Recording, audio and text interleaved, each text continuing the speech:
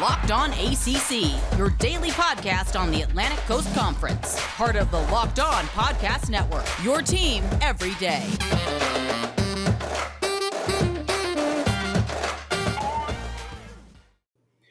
What's going on, everybody? Welcome to another edition of Locked On ACC. Super excited to have my guy JJ Jackson in the building for a Tuesday episode of Locked On ACC. He is the host of Locked On Blue Devils, and he is always here for a good time. And we are about to really get into things after I remind you that the season for the NFL is here as well. And you can catch Locked On's ultimate season preview, taking you through every team in every division with the help of Odyssey's Ross Tucker and Jason Lockenfora.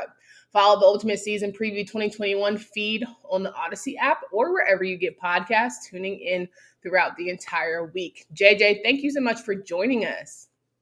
Candace, it's here. We were talking forever about what's going to happen in these football games. Such a long off season, and it finally happened. We got to watch football this past weekend. So for that, I'm very grateful, and I'm excited to be back with you here for another Tuesday of Locked On ACC. No doubt. And let's just say that we don't no longer have to have the conversations about the Mount Rushmores. We don't have to break any lists. We don't have any preseason predictions. We're just here. We're in the thick of it.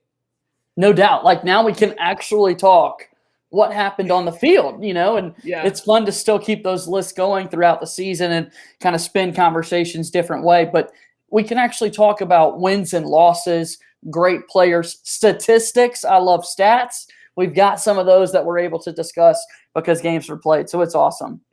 100%. Well, let's get right into it. As you all heard on Monday's show, we had Kenton Gibbs talking about respective games, and JJ is going to take the back half and do some weekend recaps. We are going to start with, we alluded to a little of the conversation around Florida State and Notre Dame, but let's not mince any words. That was literally the best game that I've seen all weekend, only because I felt like Florida State, as much as I talked about Clemson holding it down for the ACC, I was like, okay, Florida State, you kind of have to help us out here because it has been a lackluster weekend. What were your thoughts watching the game and all the excitement around it? I guess similar to you, just an epic game that we saw between those two, talking about Florida State being super aggressive early in the game and showing that, hey, it may be the first game of the season. You hear about those first game jitters. That did not appear to be a case or a factor at all for Florida State. And then also at the end of the game, the fight that they had going into the fourth quarter, trailing by 18 points. How many teams would have waved the white flag and just been like, right, all right, it's just, we're not going to be able to get it done today. Let's move on to next week. Florida State did not do that. They fought back. They tied the game up. They had a chance to make some noise in overtime, and there was a field goal that went in and a timeout was called that you really want that timeout to come back. And but that's a topic for a little bit later. But I love the fight that we saw out of Florida State. I really wasn't expecting them to put up that much of an effort against Notre Dame. No doubt. And we know, just seeing on the field, Jordan Travis certainly led the Seminoles throughout the entire game. He had some stumbles. The O-line couldn't quite figure it out. It seemed like he was always rushing. And of course, he gets to play where his helmet comes off, and then boom, here we see McKenzie Milton, who happened to be the talk of the town. After his performance, he comes right in and delivers a bomb, and we're just like, oh, okay, McKenzie Milton is definitely the guy that I think will ultimately be the starter for the Seminoles. But it was just nice to see, after listening to his story and hearing how the doctors had no thought of him coming back, him get on the field and actually deliver and keep them in the game.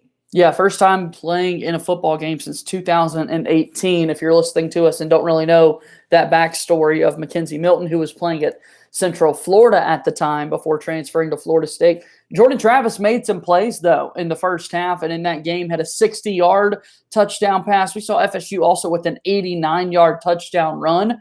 I mean, when you have two explosive plays like that over 60 yards, you figure you've got a chance of winning the football game. That just wasn't the case for Florida State. But, definitely tipping my cap today at McKenzie Milton for overcoming the adversity, just to take a snap in a college football game, but then more importantly, to be so competitive and to give your chance a team to win. That was awesome to see. 100%. And then defensively, I think Florida State, Jermaine Johnson, the transfer from Georgia, was someone that, first at the first half, I was very much like, okay, this is why you come here. This is why you're on Florida State. This is why you're the leader of this team. He had 1.5 sacks on the night, but it's just his energy was infectious throughout the game. Went a little cold towards the end there, but I still think that it made me say, okay, Florida State's putting everyone on notice that we have always had the playmakers, couldn't exactly deliver on the field, but now it might be a different story. And with the way Clemson played, I don't want to say it's anybody's game. I think they're going to be just fine. But at the same time, I think there are guys who are on other teams in this Atlantic division that said we have a chance. Without a doubt. And Jermaine Johnson being one of those guys that you're alluding to. And we knew him pretty well at Georgia. We also knew him from his fame on Last Chance U, one of those final seasons that they had there with the documentary series on JUCO products. And to come out like that and have such a great performance. You mentioned the 1.5 sacks, 2.5 tackles for loss. Florida State's got to play defense. In the ACC, if you really want to rise up to the standards of Clemson, what makes Clemson so great? Well, it's that defense that we've talked about year in, year out. And Florida State's going to have to be able to stop opponents. Jermaine Johnson's a big reason why. But ultimately, at the end of the day, they didn't make enough stops, and that's why they lost the football game. 100% agree there. And there are some other Atlantic Division teams that had decent starts to their season. Again, I mentioned Wake Forest and Old Dominion yesterday. Nice start for Sam Hartman, but also Syracuse playing Ohio, coming out 29-9. And a lot of people thought that Ohio would give them a little bit of a scare, but it seems as if Syracuse is on the right pace. They already won it, matched what they did last season, so there's nowhere to go but up still. So I'm kind of happy for them that they get that strong start. What do you think? No, absolutely. I'm thrilled because it's like we're talking about I'm saying this again, but we're actually talking about results that played out on Saturday, Candace. Like it's no longer speculation or anything like that. It's like this team won, this team lost, this team won, this team lost. And it's just a great place to be in it. The ACC, a lot of people are giving them a little bit of tough love after that first week of play, but that's why you got to praise the good teams that had good performances over the weekend.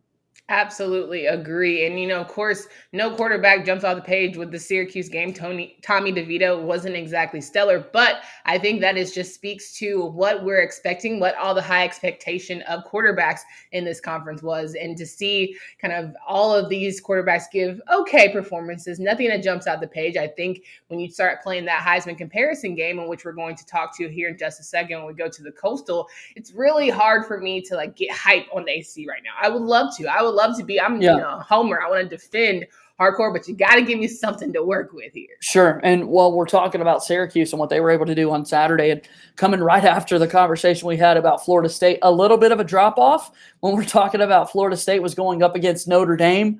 And then we're talking about Syracuse, who played against Ohio, right? The Ohio Bobcats that not a lot of people probably know much about their football program, but Sean Tucker with a career high 181 rushing yards. Quarterback probably continues to be the conversation, as you just mentioned too, with DeVito going 11 of 17 for 92 yards. Mm-hmm. That's a little underwhelming, particularly against a team like Ohio that you have less than 100 passing yards, but there's room for improvement there, so we'll see what Syracuse can do. 100% agree. Now we are going to talk about the Coastal because our two favorite teams are in that bad boy, and they gave not the best performances, but we're still believing in them. We still have a lot of hope. They kept us sweating throughout the entire game, that's for sure. And speaking of sweating, I don't know if you guys heard yet, but SweatBlock, listen. It is doctor created, doctor recommended, and works up to 7 days per use. It's dry shirt guaranteed. It was featured on and tested on the Rachel Ray Show by firefighters, a bestseller for the past 10 years with over 13,000 reviews. You can wear what you want. You can sweat a little, but have confidence as you're going through your night. Want to plan a hot day, whatever you need, they have got you covered. So it sounds too good to be true, but I literally only have to use SweatBlock once or twice per week. My boyfriend is also team SweatBlock. We have had all the packs in there, got some creams going on. We're good. We're locked and loaded when it comes to SweatBlock, but no more picking my shirts based on which one will hide the sweat better. So if you are someone you love is dealing with this, you have to check out SweatBlock. Get it today for 20% off at sweatblock.com with using promo code LOCKEDON, Amazon, and CVS.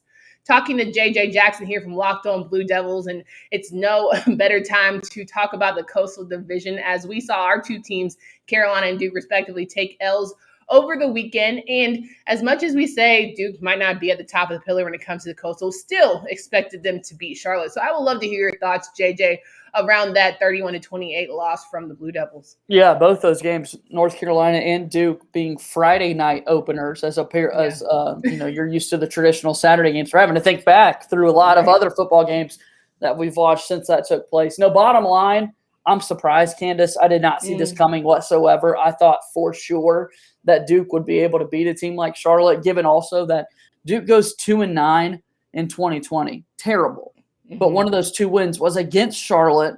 Granted, it was at home in Durham, and you won 53-19. It was no contest a year ago. This was the first time that Charlotte ever hosted a Power 5 school. It showed. They showed out. That fan base, that energy was awesome. It felt like high school football underneath the Friday night lights, but just a grander version of that, given that this is a D1 football game that we saw take place. We knew Mateo Durant was going to get his. I don't think we knew he was going to get his to the tune of 255 rushing yards, a school record, 3 touchdowns, 2 of those being over 50-yard runs.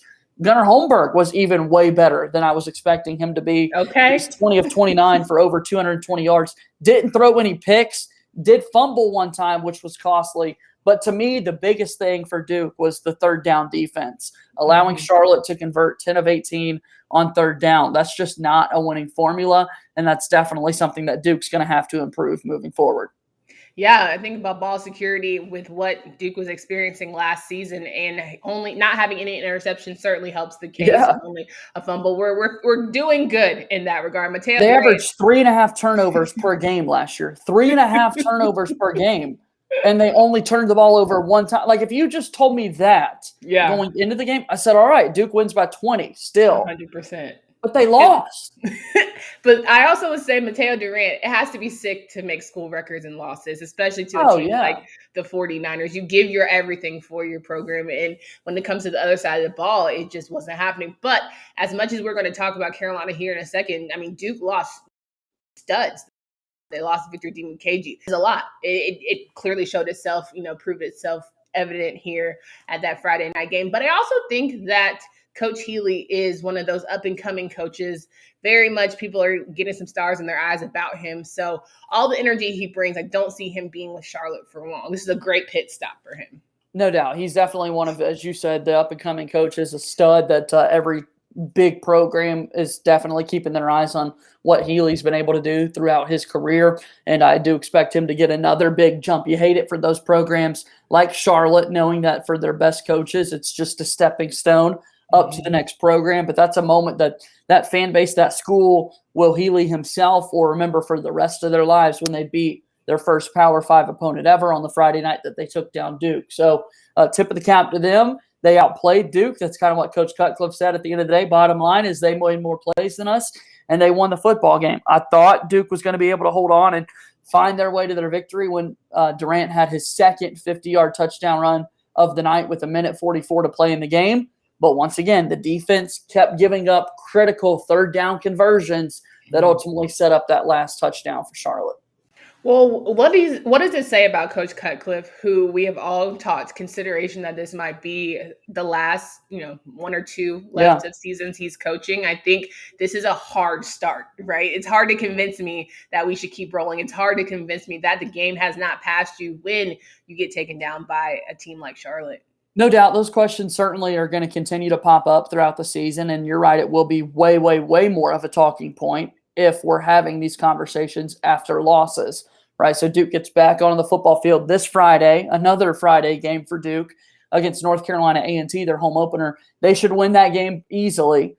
Yeah. If that's not to be the case, we're going to have way more of this Coach Cutcliffe conversation. And then we're definitely going to have it once the ACC play opens up, because look, I've said it, and I'm the host of the Locked On Blue Devils podcast. This is not a very talented football team. You just want to see them competitive and improve throughout the season. So let's see how they can do that starting this Friday versus North Carolina A&T.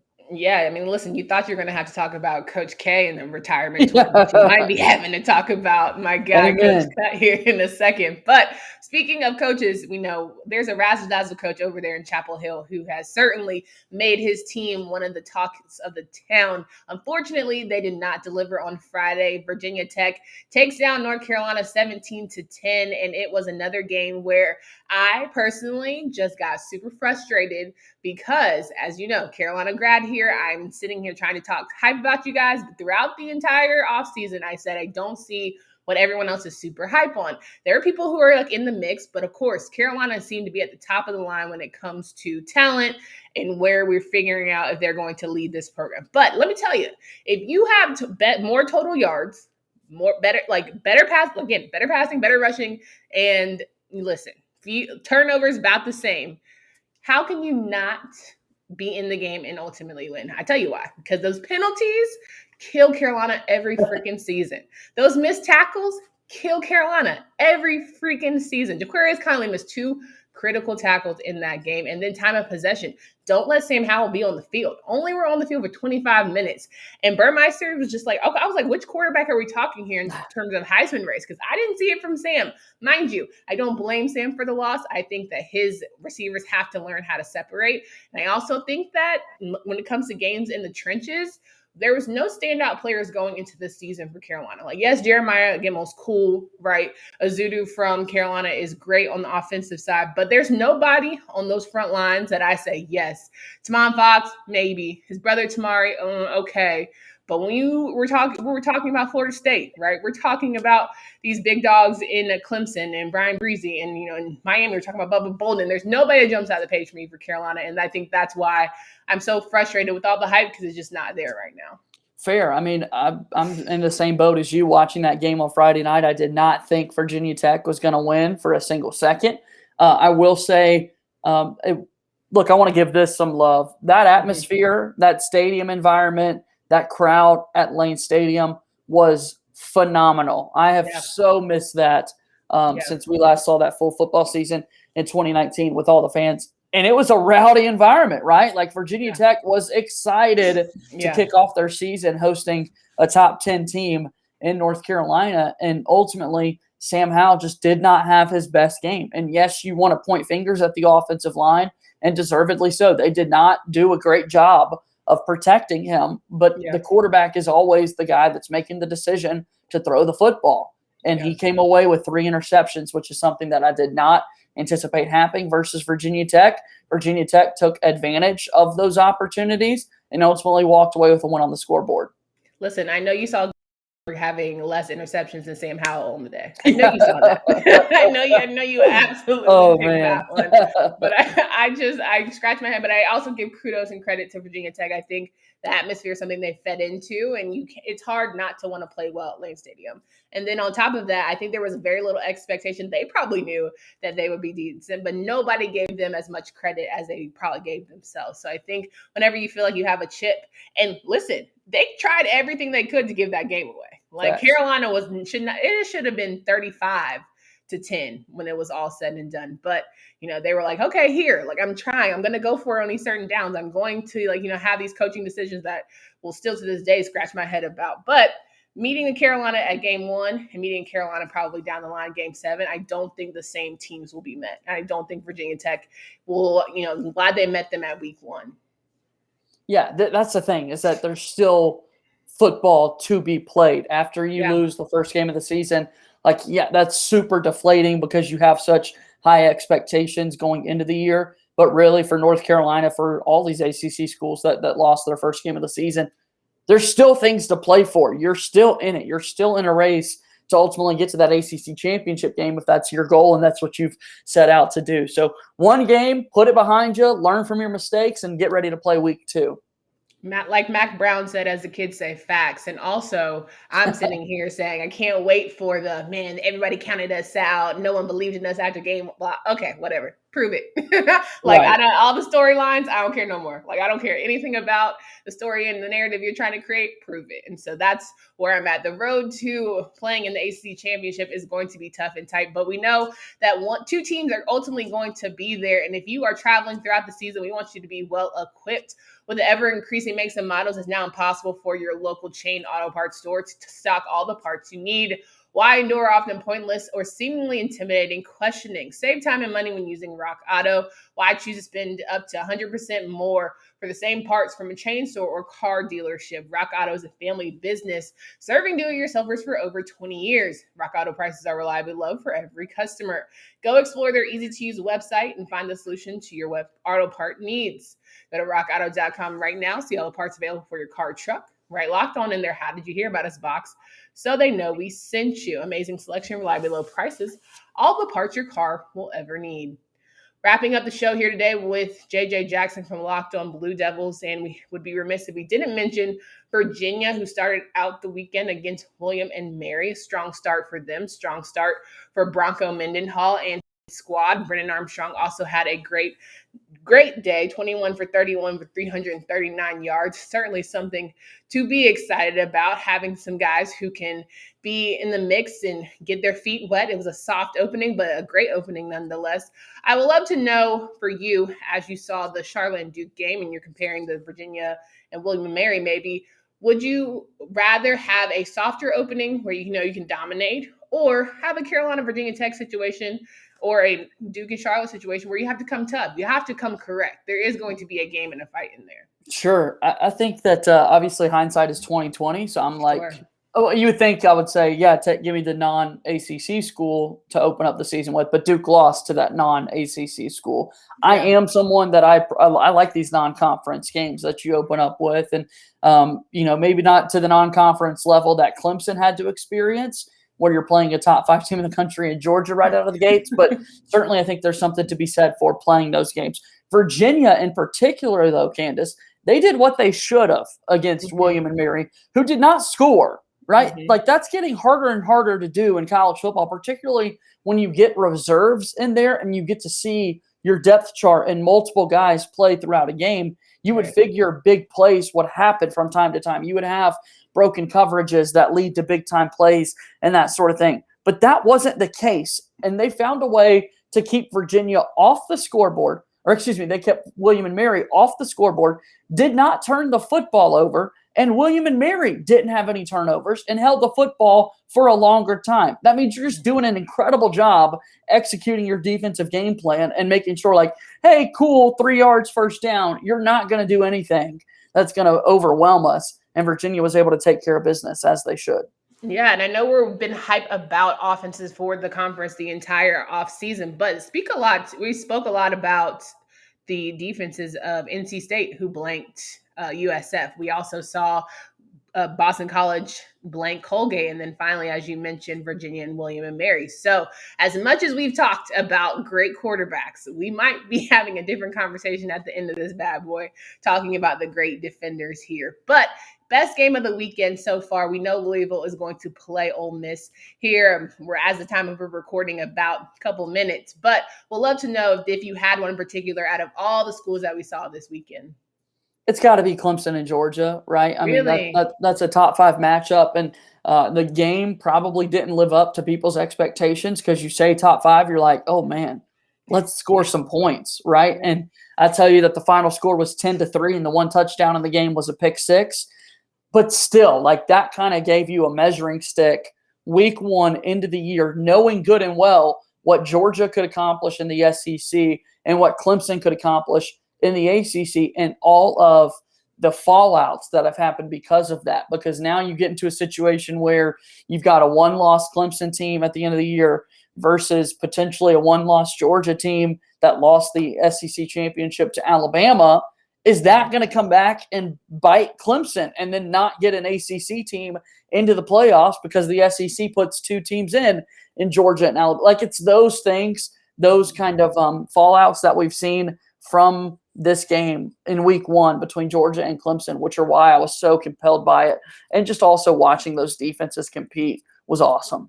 Yeah. Now, listen, I think Florida State Notre Dame was the best game only because I'm so hard about hating on Notre Dame. I think that, Sure. I didn't even let Kitten talk more than three good talking points about like Kyle Hampton. All right, cool. Jack Cohen, great game, whatever. Let's move on here. But no, I do think that it was just super exciting. And that is the thrill and what we truly miss about college football. Absolutely. McKenzie Milton's story was just one where I'm just like, you got to cheer for. But also Jordan Travis holding it down, knowing that you have someone who can take your spot in a blink, but still doing what he had to do and being happy for his teammate just to see him out there and thriving. I also think, when you're looking at the grand scheme of college football, there's so much left. There are teams that are going to take these losses and try to propel themselves moving forward. And there's teams that just are going to they need to find their identity very quickly. And I think Carolina and the Miamis of the world have to do that. I think the Coastal is anybody's game, but I do think Clemson might have a few scares with NC State and Florida State. I think if anything, it gave NC State and Florida State confidence this weekend, right? They said, okay, we have the tools. We've done the preparation in the offseason over the summer. The workouts are all paying off. If anything, Carolinas and the Miamis are like, okay, we know Miami is a little bit different because who was going to be Alabama? Alabama is in championship college football playoff form. They are reloading in ways that I wish, but I think Miami can still hold their head up, but there are still questions about the Coastal. It's anybody's game. But when it comes to, this entire thing, you have to buckle up because this seems like it's going to be quite the ride. And I can't wait. I mean, week one in the book, we marked it off, and the ride continues going into this upcoming week. So I'm excited for sure.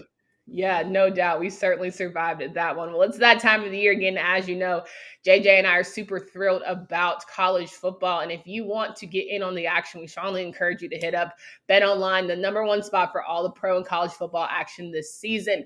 Get all the updated odds, prop, and contests, including online's biggest $500,000 mega contest, the world's largest $200,000 NFL Survivor contest open now at BetOnline. Be sure to take advantage of their opening day Super Bowl a promo with Make a Bet, Super Bowl champion Buccaneers and Dallas Cowboys. If you lose the wager, you get up to $25 for new customers only when signing up using promo code NFL100. I am thrilled to just be back in the mix of it, betting on my favorite teams.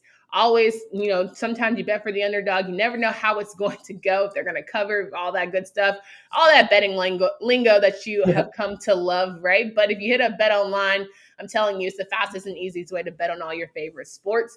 It is your online sportsbook experts, and you can use promo code Locked On at BetOnline.ag. For Candace Cooper and JJ Jackson, we are thrilled to give you guys this YouTube channel. We're thrilled to have you follow us on Twitter at Locked On ACC. But if you want to get some action with JJ here, please, JJ, let them know where they can find you. Yeah, Locked On Blue Devils every single weekday, talking about the Duke Blue Devils. You mentioned the football season, not off to the best of starts, but it's a school that loves its basketball program, so we're excited for the final ride with Coach K getting started here in a few months. And follow the show on Twitter at LO_Blue Devils, and I'm at _JJ_Jackson_. And with you every Tuesday, Candace, here on Locked On ACC. Fun times had by all, truly. And if you guys want Locked On Bets podcast, it's available everywhere. I forgot to mention that my boy Q and handicapping expert Lee Sterling have always got you covered with daily picks, blowout specials, wrong team favorite picks, and Lee Sterling's lock of the day. Follow the Locked On Bets podcast, brought to you by BetOnline.ag, wherever you get podcasts. Well, for Candace Cooper and JJ Jackson, until next time.